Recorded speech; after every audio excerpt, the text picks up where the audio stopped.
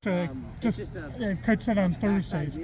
Talk me through that play and getting that game-clinching touchdown. You know, we had a lot of penalties. We had pushbacks on offense, and it really pushed us back for a while, and we were just trying to dig deep, find something we could figure out. We pulled out one play, it didn't work, and then we're like, all right, we have more plays to offer, so we're going to pull out another one, and then it ended up working.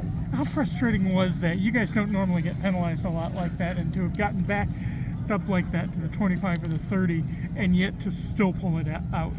You know, I just think it shows how strong our dedication is. We're going to have major setbacks, and I think it's just how we respond and how we keep moving forward. Finishing your senior career here, getting back to the Dome for a seventh straight year for the team and fourth straight year for you. Talk about the emotion of that.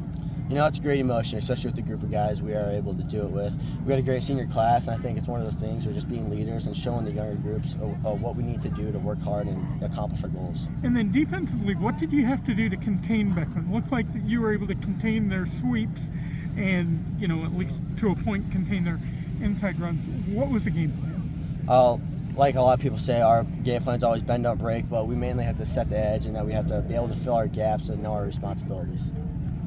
In terms of offensive execution, what was the big challenge that Beckman provided with their defense that the offense had to overcome tonight?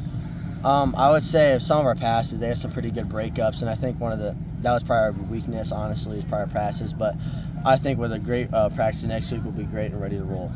Yeah, what do you think is going to be the key to keeping this train rolling and going for a four-peat starting with the semifinals next week? I say it's trusting our teammates and just trusting everyone around us and just know that it's going to be possible and that we have to have dedication and the will to do everything.